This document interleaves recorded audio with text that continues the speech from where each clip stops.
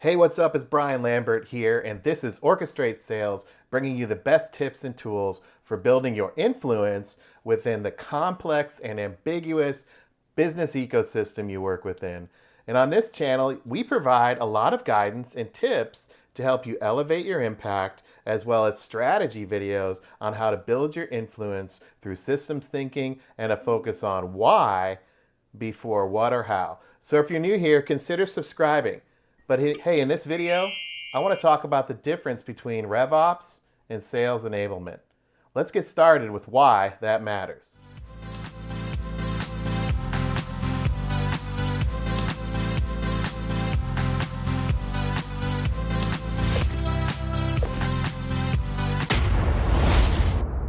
All right, before we get into defining the difference between RevOps and sales enablement, let's take a quick step back.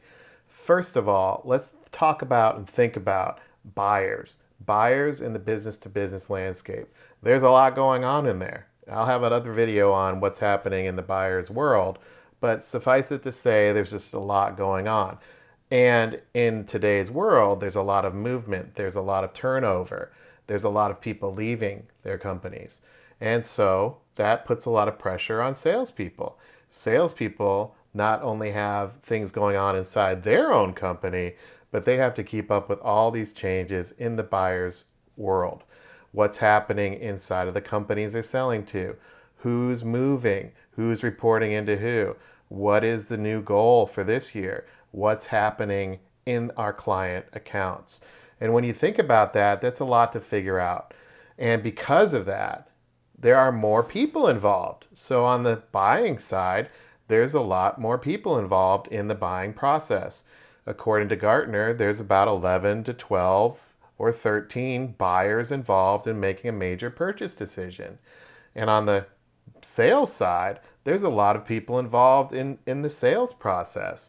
The way in which sales is organized is incredibly fragmented. You have people who only make outbound calls. You have people who only receive inbound calls. You have people who are monitoring social and chat. You have salespeople who are calling into existing accounts. You have salespeople who are trying to go after strategic accounts or named accounts. And then you have key accounts that are perhaps the most important accounts inside the company that maybe are even driving as much as 20% of the or 80% of the total revenue. And so when you think about that, there's a lot of people involved on both sides of the conversation. And put this into the backdrop of two things. Salespeople have pressure to grow the company because executives expect salespeople to bring in bookings to get the contracts. Buyers have pressure to protect the company that they represent, and the idea of creating something innovative is oftentimes not well received inside the buying organization. So that puts a lot of pressure on this idea of growth. How are salespeople going to get the bookings?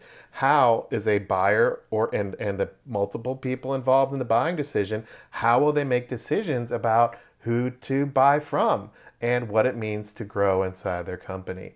So when you think about that, that's the backdrop of revenue operations and sales enablement. Executives inside of vendor companies who have these sales forces, they want to help salespeople. They are investing heavily in marketing and messages and sales training and processes and technology and ideas and even creating innovation functions to help understand buyers. There's a lot of information that these executives want to invest in, from mining outbound phone calls to artificial intelligence to develop and define patterns. This is where revenue operations and sales enablement come into play. So I want you to think about it in two buckets, from a efficiency perspective and an effectiveness perspective. Those are the two buckets. This is what we mean by sales productivity. What is productivity and why does that matter? Productivity is effectiveness and efficiency. How effective are salespeople? How skilled are they? Do they have the skills they need in order to have these conversations with so many buyers? How efficient are they? In other words, how fast can they move?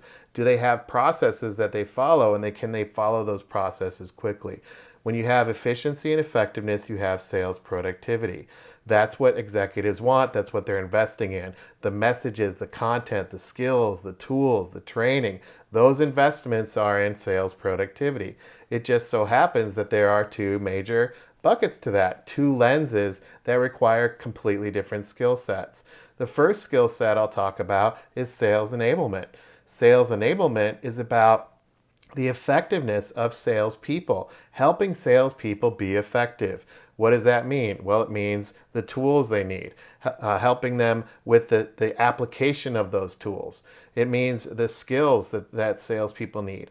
In other words, the skills to have empathy for customers, the skills to have a message and deliver that message to executives, the overall approach that they might take, the method that they might follow, and in order to bring people together in that conversation over multiple touch points with buyers across many different departments, maybe even across the globe. That's effectiveness. When you think about efficiency, that's the other side of the equation. That's revenue operations. When you think about that, that's about process, defining territories, defining quotas, aligning this portfolio of technology to free up salespeople so they have what they need and that the tools are all working. It's about measurement and reporting and making sure that salespeople are as efficient as possible in how they pursue their books of business or how they pursue leads and how they have these conversations over multiple touch points as well, but from an efficiency lens. So you have these two buckets. On one hand, you have revenue operations, which is focused on the overall efficiency of helping salespeople be as efficient as possible. And then you have effectiveness, which is often sales enablement, skills, talent, message delivery, etc. And that's the two areas, if you will, that need to work together. Effectiveness plus efficiency equals productivity, and that's what executives want. So that's the difference between revenue operations and sales enablement. Both are concerned about things like process, skills, tools, adoption, and helping salespeople get what they need. It's just that they have two different perspectives. It's like this two sides of the same coin. And bringing those together in a cohesive way is absolutely critical in any high growth environment in today's world, because that cohesive blending of efficiency and effectiveness is required for salespeople in order to show up well in front of so many different buyers and so many people that they have to navigate through as they're working inside their buyer accounts. And that's what the difference is. I'd love to hear what you think. What do you think about the difference between sales enablement and revenue operations? What's the difference and how do they help salespeople? Why are these functions even existing? How would you answer that? Leave a note in the comments. I'd love to hear from you. And I look forward to learning more from you and what your perspective is. So make sure you comment and share this video and subscribe to the channel.